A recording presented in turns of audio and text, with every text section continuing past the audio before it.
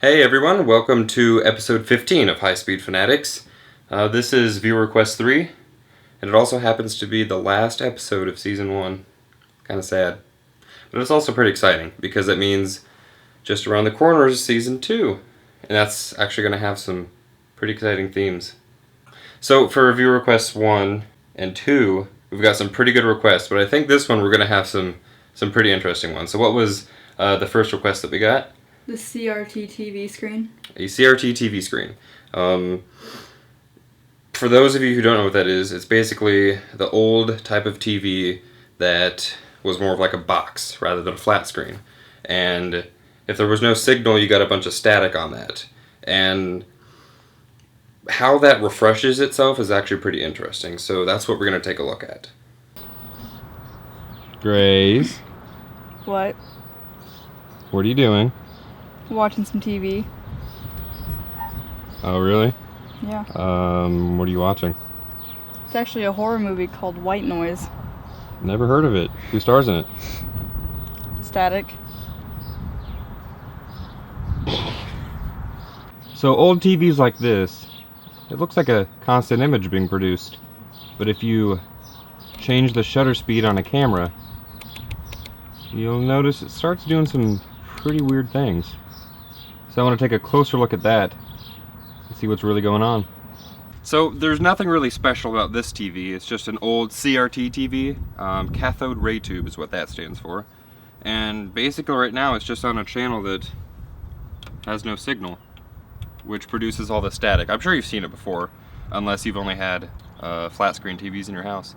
But yeah, so you've probably seen this many days of your life, and we're actually going to take a look at what exactly is going on here, because I think I'll find it pretty interesting.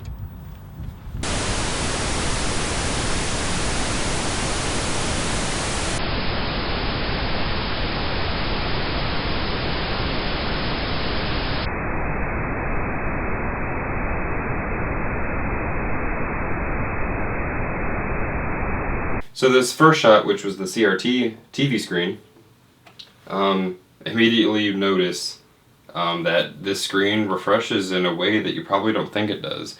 I know when I was a kid, I thought it just, the image was there, then the next frame, then the next frame, which current technology would call it almost a global shutter. If you know what that means, you probably understand what I'm talking about. But you can really see how, if we pause this, how each of these pixels are being refreshed and illuminating, and then they start to fade away. And this is 1,000 frames per second. And you can make out the individual colors too. And watching this 5 times slower than that at 5,000 frames per second, you can really see how the red and green is actually divided between each other, and there's sort of like blue in between those as well. And again, seeing it this slowly, it's sort of weird to think that this screen, about 99% of it is black all the time. And only at these small intervals and occurrences do we have these pixels being lit up. It's only lit up and de-illuminates in this much space. The rest is just black, and we see that as a constant image. And it's really weird to see it that way. And here, cranked up again at 25,000 frames per second, you can sort of see how the pixels sort of dance around as they're being illuminated. When the next one comes, you'll see they kind of make that weird pattern? Yeah. And when you look at a frozen image of that static, you can see that there's black and white splotches. And so that makes sense why when you look right here, not every point is lit up. When these reds and blues and greens combine with each other, that makes the white that you see, and everything else is that black. And what's interesting is this screen is coated with what's known as phosphors. And basically, the cathode part basically fires off electrons, and anodes sort of focus that into a beam. And that beam, using an accelerating anode, fires it towards the screen. And it hits all these little phosphors, and that illuminates it. And depending on whether the signal was interpreted as green, blue, or red, it makes different colored pixels. And this refreshes 30 times per second. And it's just very strange to comprehend that at any given time, one line of pixels is on. And if I had a high-speed camera much better than the one I own, you would actually see the pixels start, I think, from left to right and sort of activate this way before going to the next line. But I think you need like at least 1 million frames per second to really see that progression. And so what was our number 2 requested clip? Destroying a radio. A radio. It just so happens I actually did happen to have an old radio sitting around that was not working anymore. So I was thinking of different ways to destroy it, and I came up with just chopping it with an axe. So let's go do that. So TV's interesting and all, but I think I want to smash something. Got an old Bose radio here. Obviously it does not work anymore, so we're just gonna put it out of its misery. Give it a good chop in two. Alright, here we go. Get in position. Ready? And trigger. Whoa!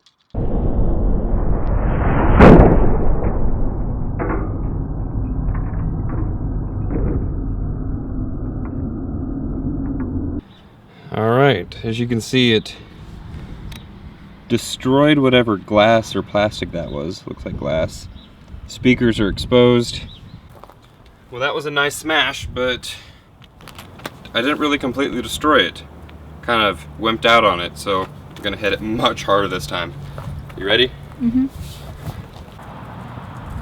Trigger. Ooh.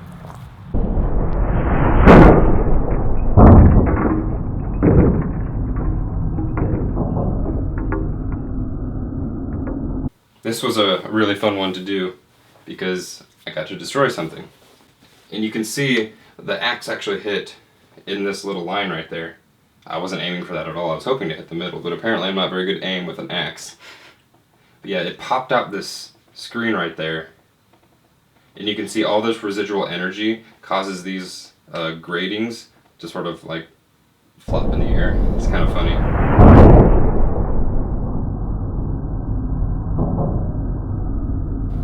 And then a lot of things get dislocated, some glass shatters, but for the most part it didn't do too much damage. The circuit board is exposed right there, but it really wasn't too destructive. So the second one, I took some of these pieces, put it back on top, and I hit it much harder.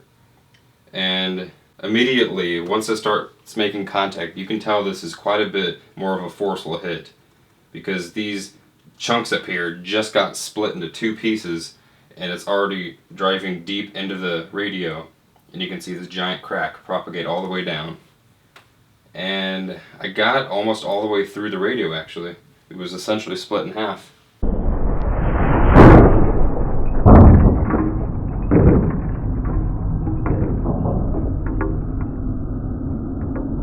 Okay, and then number 3. Shooting BB through a stream of water. Through a stream of water, yeah. A few episodes ago, we did an episode all about shooting stuff with a BB gun. And someone came up with the idea of shooting it through a stream of water and just see what happens. Because, I mean, obviously the BB's going to tear through the water and probably cause it to break apart. So we'll just take a look at it and see what that looks like. See this water stream? See this BB gun? I think you know what's about to happen. Ooh. Alright, let's see if I can hit this first try.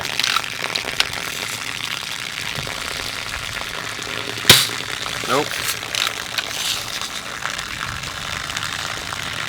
Trigger.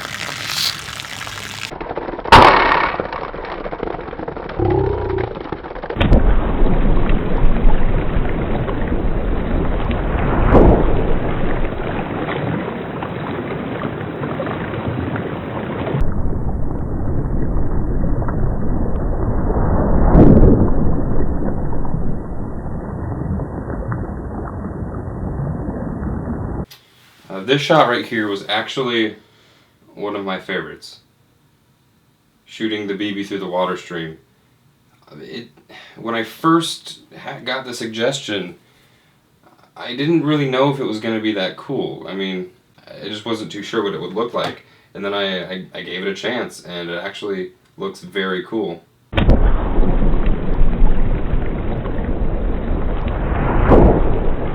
I mean, this little BB essentially separated this really thick water stream into two chunks that are now in the air, divided by, I don't know, 2-3 inches of space.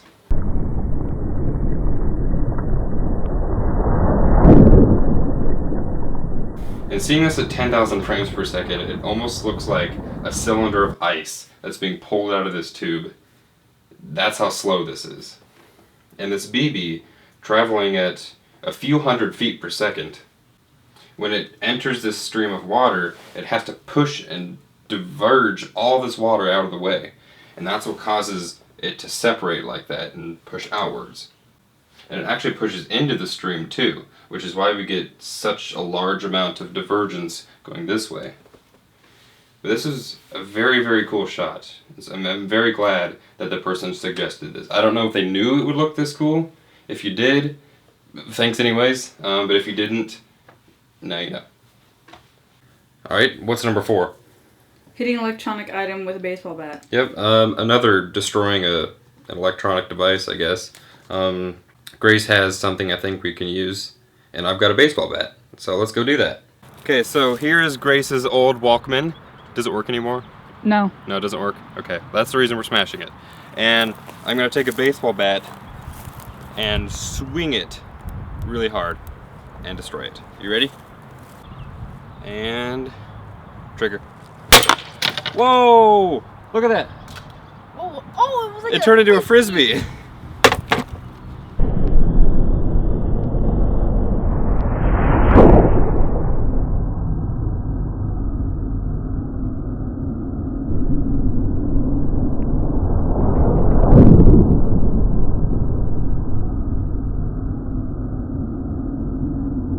And this is Grace's Walkman that didn't work anymore. Yeah.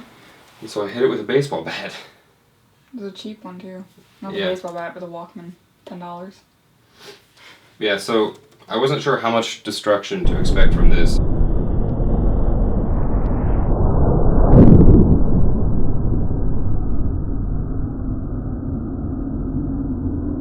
And at 10,000 frames per second, I basically took the pieces, slapped it back together, put it back on there. And 10,000 frames per second, when I first looked at the footage,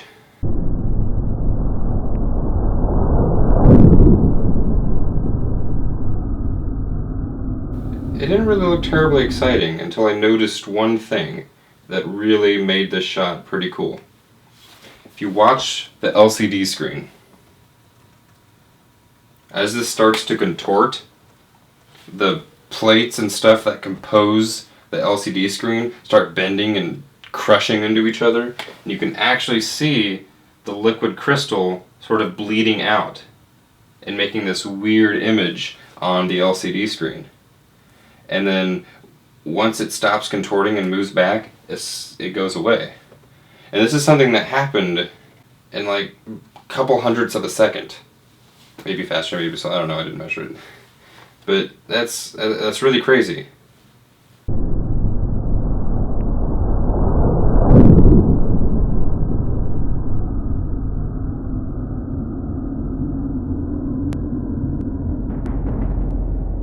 And the number 5, I saved the best for last because I really liked this suggestion. I thought it was interesting. What was it?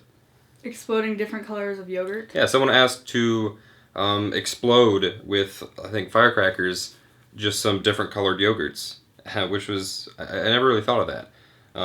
Because last episode we did exploding fruit, and so let's just explode more stuff.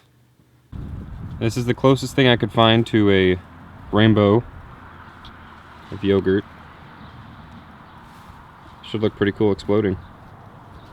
So I'm going to explode each of these individually and then stitch the videos together. Hopefully it'll look good.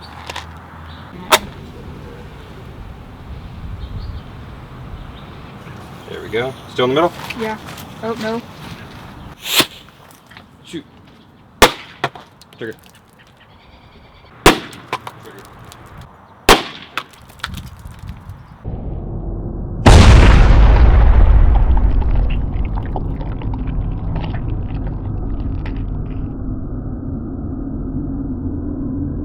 So for this shot, as you heard me say in the video, I actually divided these into separate shots. And the reason for that was not only would it be difficult to explode all of these at the same time, but also by shrinking the resolution to a fifth vertically, I get a much higher frame rate for each of these. And then I stitch them together. It looks like one frame, but several times slower than it would be if it had just been one original frame. And so effectively at this resolution I would have got maybe 1500 frames per second, but I'm actually getting around 7500 frames per second. And so the first one we did was Cherry, and as you can see, the difference between the other ones is this one still had a lid on it. We weren't really sure what was going to happen with these, and so we left the lid on. And as you can see, the container mostly split in the back, and then it sort of splattered onto the backdrop. And so the Cherry one was, I think, the most boring out of all of them. But it's still kind of cool to see how the plastic sort of expands with the pressure of the explosion. You can even see the lid like coming up and then pushing back in. So it's kind of cool. Then the Peach one, first one we tried without the lid. It was actually pretty cool what it did. Sort of tore the container apart for a second before the plastic rigidness sort of pushed it back together. And you can see this is a much more eventful explosion. And you actually have a few frames of the initial explosion where you can see the glow of the explosion pushing through, giving it like a orangish pink tint. And the third one we did was lemon, which happens to be my favorite flavor. And again, you see that little bit of glow there. And this one actually shot the yogurt straight up, almost not even affecting the cup. And if we go back, we can see that this force actually shoved it down into the table this was on, and that caused it to bounce back up. And that's why this shoots into the air, which was kind of cool. Okay, so the fourth one we did is getting towards the end of the rainbow. It's Lime, which is my favorite.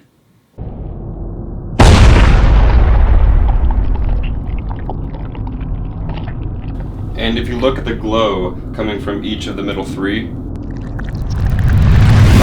it sort of looks like a stoplight.